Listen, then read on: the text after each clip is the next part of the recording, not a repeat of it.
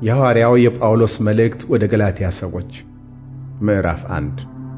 በኢየሱስ ክርስቶስ ከሙታን ባስነሳው በእግዚአብሔር አብ ሐዋርያ የሆነ እንጂ ከሰዎች ወይንም በሰው ያልሆነ ጳውሎስ ከእኔም ጋር ያሉት ወንድሞች ሁሉ ወደ ገላትያ አብያተ ክርስቲያናት ከእግዚአብሔር ከአባታችን ከጌታችንም ከኢየሱስ ክርስቶስ ጸጋና ሰላም ለእናንተ ይሁን። ክፉ ከሆነ ከአሁኑ ዓለም ያድነን ዘንድ እንደ አምላካችንና እንደ አባታችን ፈቃድ ስለ ኃጢአታችን ራሱን ሰጠ። ለአብ ከዘለዓለም እስከ ዘለዓለም ክብር ይሁን፣ አሜን። በክርስቶስ ጸጋ እናንተን ከጠራችሁ ከእርሱ ወደ ልዩ ወንጌል እንዲፈጥናችሁ እንዴት እንዳለፋችሁ እደነቃለሁ። እርሱ ግን ሌላ ወንጌል አይደለም። የሚያናውጧችሁ የክርስቶስንም ወንጌል ሊያጣምሙ የሚወዱ አንዳንዶች አሉ እንጂ። ነገር ግን እኛ ብንሆን ወይንም ከሰማይ መልአክ ከሰበክንላችሁ ወንጌል የሚለይ ወንጌል ቢሰብክላችሁ የተረገመ ይሁን።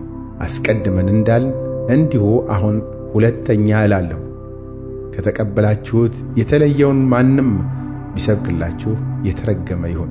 ሰውን ወይስ እግዚአብሔርን አሁን እሺ አሰኛለሁ? ወይም ሰውን ደስ ላሰኝ እፈልጋለሁን? አሁን ሰውን ደስ ባሰኝ የክርስቶስ ባሪያ ባልሆንሁም። ወንድሞች ሆይ በእኔ የተሰበከ ወንጌል እንደ ሰው እንዳይደለ አስታውቃችኋለሁ። ኢየሱስ ክርስቶስ ገልጦልኛል እንጂ እኔ ከሰው አልተቀበልሁትም አልተማርሁትም። በአይሁድ ሥርዓት በፊት እንዴት እንደኖሩ ሰምታችኋልና የእግዚአብሔርን ቤተ ክርስቲያን ያለ ልክ አሳድድና አጠፋ ነበር። ለአባቶችም ወግ ከመጠን ይልቅ እየቀናሁ በወገኔ ዘንድ በዘመኔ ካሉት ብዙዎችን በአይሁድ ሥርዓት እበልጥ ነበር። ነገር ግን በእናቴ ማኅፀን ሳለሁ የለየኝ በጸጋውም የጠራኝ እግዚአብሔር በአሕዛብ መካከል ስለ እርሱ ወንጌልን እሰብክ ዘንድ ልጁን በእኔ ሁኔታ ሊገልጥ በወደደ ጊዜ ወዲያው ከሥጋና ከደም ጋር አልተማከርሁም። ከእኔም በፊት ሐዋርያት ወደ ነበሩት ወደ ኢየሩሳሌም አልወጣሁም።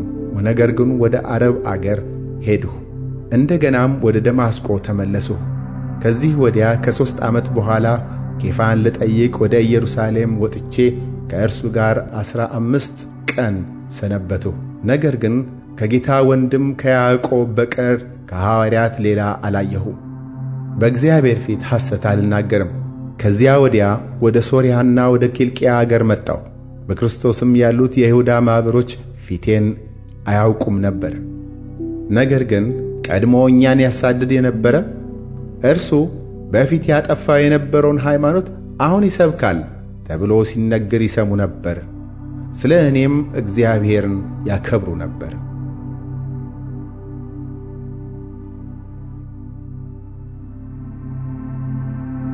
ምዕራፍ 2። ከዚያ ወዲያ ከ14 ዓመት በኋላ ከበርናባስ ጋር ቲቶን ደግሞ ይዤ ወደ ኢየሩሳሌም ሁለተኛ መጣሁ። እንደ ተገለጠልኝም ወጣሁ። ምናልባትም በከንቱ እንዳልሮጥ ወይም በከንቱ ሮጬ እንዳልሆን በአሕዛብ መካከል የምሰብከውን ወንጌል አስታወቅኋቸው። ዋኖች ግን መስለው ለሚታዩ ለብቻቸው አስታወቅኋቸው። ነገር ግን ከእኔ ጋር የነበረ ቲቶ እንኳ የግሪክ ሰው ሲሆን ሊገረዝ ዘንድ ግድ አላሉትም። ነገር ግን ባሪያዎች ሊያደርጉን በክርስቶስ ኢየሱስ ያለንን አርነታችንን ይሰልሉ ዘንድ ሾልከው በስውር ስለ ገቡ ስለ ሐሰተኞች ወንድሞች ነበር።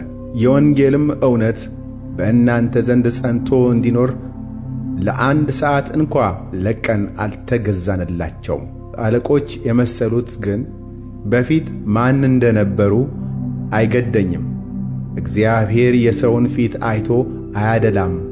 አለቆች የመሰሉት አንዳች እንኳ አልጨመሩልኝምና ተመልሰው ግን ጴጥሮስ ለተገረዙት የሆነው ወንጌል አደራ እንደተሰጠው እንዲሁ ለእኔ ላልተገረዙት የሆነው ወንጌል አደራ እንደተሰጠኝ አዩ።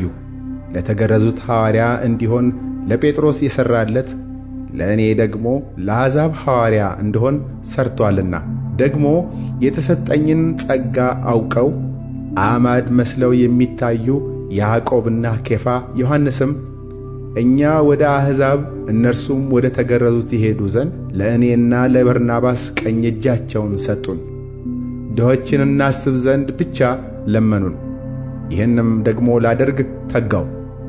ነገር ግን ኬፋ ወደ አንጾኪያ በመጣ ጊዜ ፊት ለፊት ተቃወሙት፣ ይፈረድበት ዘንድ ይገባ ነበርና። አንዳንድ ከያዕቆብ ዘንድ ሳይመጡ ከአሕዛብ ጋር አብሮ ይበላ ነበርና። በመጡ ጊዜ ግን ከተገረዙት ወገን ያሉትን ፈርቶ ያፈገፍግ ነበርና ከእነርሱ ተለየ። ቀሩትም አይሁድ ደግሞ በርናባስ እንኳ በግብዝነታቸው እስከ ተሳበ ድረስ ከእርሱ ጋር አብረው ግብዞች ሆኑ። ነገር ግን እንደ ወንጌል እውነት በቅንነት እንዳልሄዱ ባየሁ ጊዜ በሁሉ ፊት ኬፋን አንተ አይሁዳዊ ሳለህ በአይሁድ ኑሮ ያይደለ በአሕዛብ ኑሮ ብትኖር አሕዛብ በአይሁድ ኑሮ ሊኖሩ እንዴት ግድ አልሃቸው አልሁት። እኛ በፍጥረት አይሁድ ነን፣ ኃጢአተኞችም የሆኑ አሕዛብ አይደለንም። ነገር ግን ሰው በኢየሱስ ክርስቶስ በማመን እንዲጸድቅ እንጂ በሕግ ሥራ እንዳይሆን አውቀን ሥጋን የለበሰ ሁሉ በሕግ ሥራ ስለማይጸድቅ እኛ ራሳችን በሕግ ሥራ ሳይሆን በክርስቶስ እምነት እንጸድቅ ዘንድ በክርስቶስ ኢየሱስ አምነናል። ነገር ግን በክርስቶስ ልንጸድቅ የምንፈልግ ስንሆን ራሳችን ደግሞ ኃጢአተኞች ሆነን ከተገኘን እንግዲያስ ክርስቶስ የኃጢአት አገልጋይ ነዋ? አይደለም። ያፈረስኩትን ይህን እንደገና የማንጽ ከሆንሁ ራሴ የሕግን ተላላፊ እንድሆን አስረዳለሁና። እኔ ለእግዚአብሔር ሕያው ሆኜ እኖር ዘንድ በሕግ በኩል ለሕግ ሞቼ ነበርና ከክርስቶስ ጋር ተሰቅያለሁ። እኔም አሁን ሕያው ሆኜ አልኖርም፣ ክርስቶስ ግን በእኔ ይኖራል። አሁንም በሥጋ የምኖርበት ኑሮ በወደደኝና ስለ እኔ ራሱን በሰጠው በእግዚአብሔር ልጅ ላይ ባለ እምነት የምኖረው ነው። የእግዚአብሔርን ጸጋ አልጥልም። ጽድቅስ በሕግ በኩል ከሆነ እንኪያስ ክርስቶስ በከንቱ ሞተ።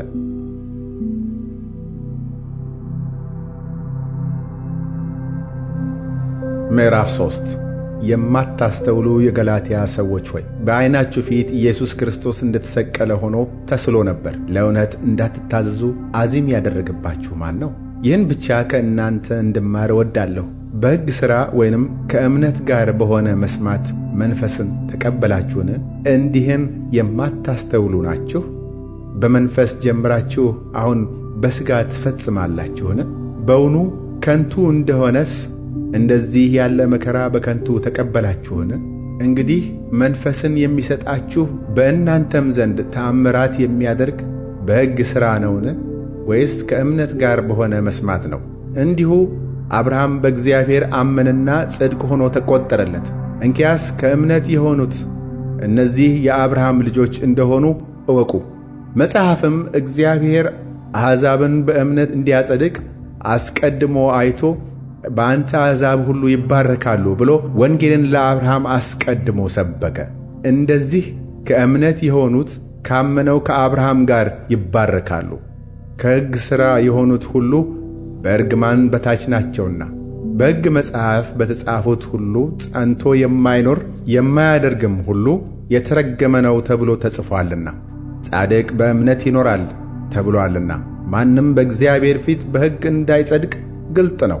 ሕግም ከእምነት አይደለም፣ ነገር ግን የሚያደርገው ይኖርበታል ተብሎአል።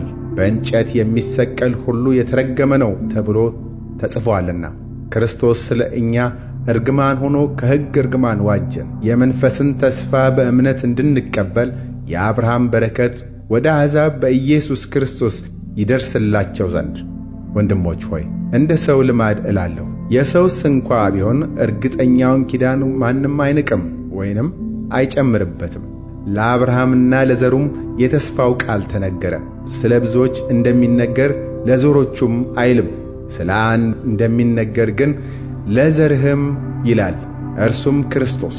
ይህንም እላለሁ ከ430 ዓመት በኋላ የተሰጠው ሕግ አስቀድሞ በእግዚአብሔር የተረጋገጠውን ኪዳን የተስፋውን ቃል እስኪሽር ድረስ አያፈርስም። ርስቱ በሕግ ቢሆን እንግዲያስ በተስፋ ቃል አይሆንም። በተስፋ ቃል ግን እግዚአብሔር ለአብርሃም ሰጥቷል። እንግዲህ ሕግ ምንድን ነው?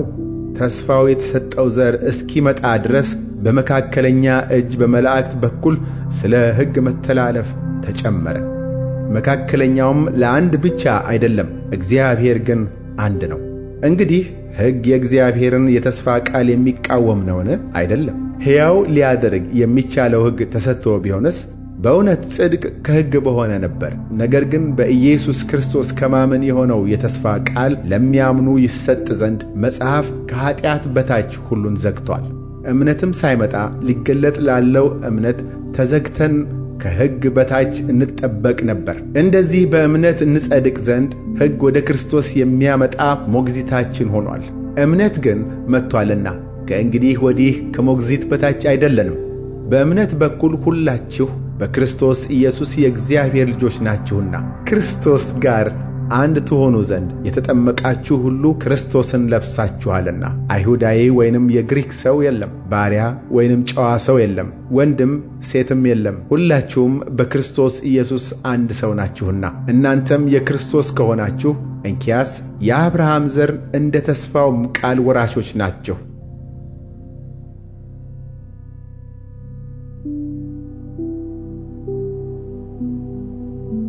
ምዕራፍ 4 ነገር ግን እላለሁ ወራሹ ሕፃን ሆኖ ባለበት ዘመን ሁሉ ምንም የሁሉ ጌታ ቢሆን ከቶ ከባሪያ አይለይም።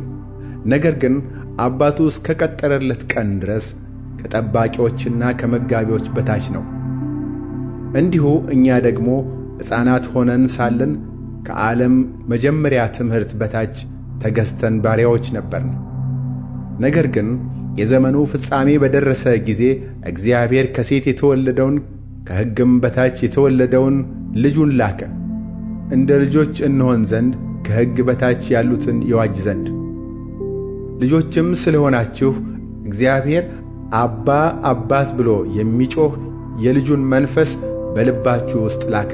ስለዚህ ከእንግዲህ ወዲህ ልጅ ነህ እንጂ ባሪያ አይደለህም። ልጅም ከሆንህ ደግሞ በክርስቶስ የእግዚአብሔር ወራሽ ነህ። ነገር ግን በዚያን ጊዜ እግዚአብሔርን ሳታውቁ በባሕርያቸው አማልክት ለማይሆኑ ባሪያዎች ሆናችሁ ተገዛችሁ። አሁን ግን እግዚአብሔርን ስታውቁ ይልቅስ በእግዚአብሔር ስትታወቁ እንደገና ወደ ደካማ ወደሚናቅም ወደ መጀመሪያ ትምህርት እንዴት ትመለሳላችሁ? እንደገና ባሪያዎች ሆናችሁ ዳግመኛ ለዚያ ልትገዙ ትወዳላችሁን? ቀንንና ወርን ዘመንንም ዓመትንም በጥንቃቄ ትጠብቃላችሁ። ምናልባት በከንቱ ለእናንተ ደክሜያለሁ ብዬ እፈራችኋለሁ። ወንድሞች ሆይ እኔ ደግሞ እንደናንተ ሆኛለሁና እንደ እኔ ሁኑ ብዬ እለምናችኋለሁ። አንዳችም አልበደላችሁኝም። በመጀመሪያ ወንጌልን በሰበክሁላችሁ ጊዜ ከሥጋ ድካም የተነሣ እንደነበረ ታውቃላችሁ። በሥጋዬም ፈተና የሆነባችሁን ነገር አልናቃችሁትምና አልተጸየፋችሁትም። ነገር ግን እንደ እግዚአብሔር መልአክ አዎን እንደ ክርስቶስ ኢየሱስ ተቀበላችሁኝ። እንግዲህ ደስ ማሰኘታችሁ ወዴት አለ? ብቻለስ ዓይኖቻችሁን አውጥታችሁ በሰጣችሁኝ ብዬ እመሰክርላችኋለሁ። እንኪያስ እውነቱን ስለ ነገርኳችሁ ጠላት ሆንኩባችሁን? በብርቱ ይፈልጓችኋል፣ ለመልካም አይደለም። ነገር ግን በብርቱ ትፈልጓቸው ዘንድ በውጪ ሊያስቀሯችሁ ይወዳሉ። ነገር ግን ከእናንተ ዘንድ በምኖርበት ጊዜ ብቻ ሳይሆን ሁል ጊዜ በመልካም ነገር ተፈላጊ ብትሆኑ መልካም ነው። ልጆቼ ሆይ ክርስቶስ በእናንተ እስኪሳል ድረስ ዳግመኛ ስለ እናንተ ምጥ ይዞኛል። ስለ እናንተ አመነታለሁና አሁን በእናንተ ዘንድ ሆኜ ድምፄን ልለውጥ በወደድሁ። እናንተ ከሕግ በታች ልትኖሩ የምትወዱ ሕጉን አትሰሙምን? እስኪ ንገሩኝ። አንዱ ከባሪያይቱ አንዱም ከጨዋይቱ የሆኑ ሁለት ልጆች ለአብርሃም እንደነበሩት ተጽፎአልና። ነገር ግን የባሪያይቱ ልጅ እንደ ሥጋ ተወልዶአል፣ የጨዋይቱ ግን በተስፋው ቃል ተወልዶአል። ይህም ነገር ምሳሌ ነው። እነዚህ ሴቶች እንደ ሁለቱ ኪዳኖች ናቸውና ከደብረ ሲና የሆነችው አንዲቱ ለባርነት ልጆችን ትወልዳለች፣ እርሷም አጋር ናት። ይህችም አጋር በአረብ ምድር ያለችው ደብረ ሲና ናት። አሁንም ያለችውን ኢየሩሳሌምን ትመስላለች፣ ከልጆቿ ጋር በባርነት ናትና። ላይኛይቱ ኢየሩሳሌም ግን በነጻነት የምትኖር ናት፣ እርሷም እናታችን ናት። አንቺ የማትወልጂ መካን ደስ ይበልሽ፣ አንቺ አምጠሽ የማታውቂ እልል በይና ጩኺ። ባል ካላቱ ይልቅ የብቸኛይቱ ልጆች በዝተዋልና ተብሎ ተጽፏል። እኛም ወንድሞች ሆይ እንደ ይስሐቅ የተስፋ ቃል ልጆች ነን። ነገር ግን እንደ ሥጋ የተወለደው እንደ መንፈስ የተወለደውን በዚያን ጊዜ እንዳሳደደው ዛሬም እንዲሁ ነው። ነገር ግን መጽሐፍ ምን ይላል? የባሪያይቱ ልጅ ከጨዋይቱ ልጅ ጋር አይወርስምና ባሪያይቱን ከልጇ ጋር አውጣት። ስለዚህ ወንድሞች ሆይ የጨዋይቱ ልጆች ነን እንጂ የባሪያይቱ አይደለንም።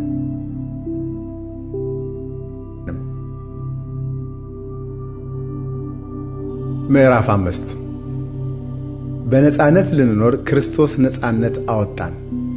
እንግዲህ ጸንታችሁ ቁሙ፣ እንደገናም በባርነት ቀንበር አትያዙ። እነሆ እኔ ጳውሎስ እላችኋለሁ፣ ብትገረዙ ክርስቶስ ምንም አይጠቅማችሁም። ሕግንም ሁሉ እንዲፈጽም ግድ አለበት ብዬ ለሚገረዙት ሁሉ ለእያንዳንዶች ደግሜ እመሰክራለሁ። በሕግ ልትጸድቁ የምትፈልጉ ከክርስቶስ ተለይታችሁ ከጸጋው ወድቃችኋል። እኛ በመንፈስ ከእምነት የጽድቅን ተስፋ እንጠብቃለንና በክርስቶስ ኢየሱስ ሆኖ በፍቅር የሚሠራ እምነት እንጂ መገረዝ ቢሆን ወይንም አለመገረዝ አይጠቅምምና። በመልካም ትሮጡ ነበር፣ ለእውነት እንዳትታዘዙ ማን ከለከላችሁ? ይህ ማባበል ከሚጠራችሁ አልወጣም። ጥቂት እርሾ ሊጡን ሁሉ ያቦካል። የተለየ ነገር ከቶ እንዳታስቡ፣ እኔ በጌታ ስለ እናንተ ታምኛለሁ። የሚያናውጣችሁ ማንም ቢኖር ግን ፍርዱን ሊሸከም ነው። ነገር ግን ወንድሞች ሆይ እኔ ገና እስካሁን መገረዝን ብሰብክ እስካሁን ድረስ ለምን ያሳድዱኛል? እንኪያስ የመስቀል እንቅፋት ተወግዷል። የሚያውኳችሁ ይቆረጡ። ወንድሞች ሆይ እናንተ ለአርነት ተጠርታችኋልና፣ ብቻ አርነታችሁ ለሥጋ ምክንያትን አይስጥ። ነገር ግን በፍቅር እርስ በርሳችሁ እንደ ባሪያዎች ሁኑ። ሕግ ሁሉ በአንድ ቃል ይፈጸማልና እርሱም ባልንጀራህን እንደ ራስህ ውደድ የሚል ነው። ነገር ግን እርስ በርሳችሁ ብትነካከሱና ብትበላሉ እርስ በርሳችሁ እንዳትጠፋፉ ተጠንቀቁ።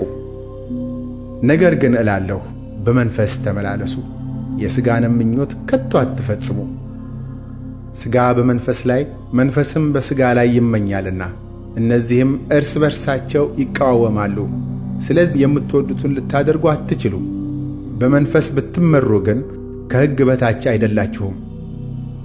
የሥጋ ሥራም የተገለጠ ነው፤ እርሱም ዝሙት፣ ርኩሰት፣ መዳራት፣ ጣዖትን ማምለክ፣ ሟርት፣ ጥል፣ ክርክር፣ ቅንዓት፣ ቁጣ፣ አድመኛነት፣ መለያየት፣ መናፍቅነት፣ ምቀኝነት፣ መግደል፣ ስካር፣ ዘፋኝነት ይህንም የሚመስል ነው። አስቀድሜም እንዳልሁ እንደዚህ ያሉትን የሚያደርጉ የእግዚአብሔርን መንግሥት አይወርሱም።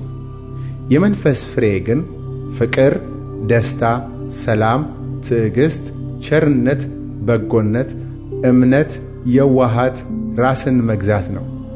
እንደዚህ ያሉትን የሚከለክል ሕግ የለም።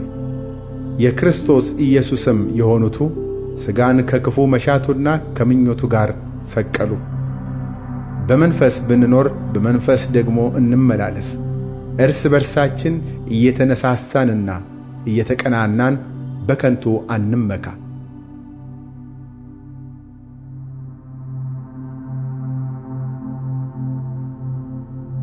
ምዕራፍ 6 ወንድሞች ሆይ ሰው በማናቸውም በደል ስንኳ ቢገኝ መንፈሳውያን የሆናችሁ እናንተ እንደዚህ ያለውን ሰው በየዋሃት መንፈስ አቅኑት። አንተ ደግሞ እንዳትፈተን ራስህን ጠብቅ።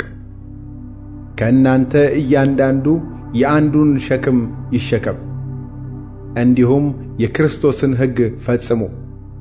አንዱ ምንም ሳይሆን ምንም የሆነ ቢመስለው ራሱን ያታልላልና። ነገር ግን እያንዳንዱ የገዛ ራሱን ሥራ ይፈትን፣ ከዚያም በኋላ ስለ ሌላው ሰው ያልሆነ ስለ ራሱ ብቻ የሚመካበትን ያገኛል። እያንዳንዱ የገዛ ራሱን ሸክም ሊሸከም ነውና። ነገር ግን ቃሉን የሚማር ከሚያስተምረው ጋር መልካምን ነገር ሁሉ ይካፈላል። አትሳቱ፣ እግዚአብሔር አይዘበትበትም። ሰው የሚዘራውን ሁሉ ያንኑ ደግሞ ያጭዳልና፣ በገዛ ሥጋው የሚዘራ ከሥጋው መበስበስን ያጭዳልና፣ በመንፈስ ግን የሚዘራው ከመንፈስ የዘላለምን ሕይወት ያጭዳል። ባንዝልም በጊዜው እናጭዳለንና። መልካም ሥራን ለመሥራት አንታክት። እንግዲያስ ጊዜ ካገኘን ዘንድ ለሰው ሁሉ ይልቁንም ለሃይማኖት ቤት ሰዎች መልካም እናድርግ። እንዴት ባሉ ታላላቆች ፊደላት በእጄ እንደ ጻፍሁላችሁ እዩ። በሥጋ መልካም ሆነው ሊታዩ የሚወዱ ሁሉ እንድትገረዙ ግድ አሏችሁ። ነገር ግን ስለ ክርስቶስ መስቀል እንዳይሰደዱ ብቻ ነው። በሥጋችሁ እንዲመኩ ልትገረዙ ይወዳሉ እንጂ የተገረዙቱ ራሳቸው እንኳ ሕግን አይጠብቁም። ነገር ግን ዓለም ለእኔ የተሰቀለበት እኔም ለዓለም የተሰቀልኩበት ከጌታችን ከኢየሱስ ክርስቶስ መስቀል በቀር ሌላ ትምክህት ከእኔ ይራቅ። በክርስቶስ ኢየሱስ አዲስ ፍጥረት መሆን ይጠቅማል እንጂ መገረዝ ቢሆን ወይንም አለመገረዝ አይጠቅምምና። በዚህም ሥርዓት በሚመላለሱ ሁሉ ላይ በእግዚአብሔር እስራኤልም ላይ ሰላምና ምሕረት ይሁን። እኔ የኢየሱስን ማኅተም በሥጋዬ ተሸክሜአለሁና ከእንግዲህ ወዲህ አንድ ስንኳ አያድክመኝ። ወንድሞች ሆይ የጌታችን የኢየሱስ ክርስቶስ ጸጋ ከመንፈሳችሁ ጋር ይሁን። አሜን።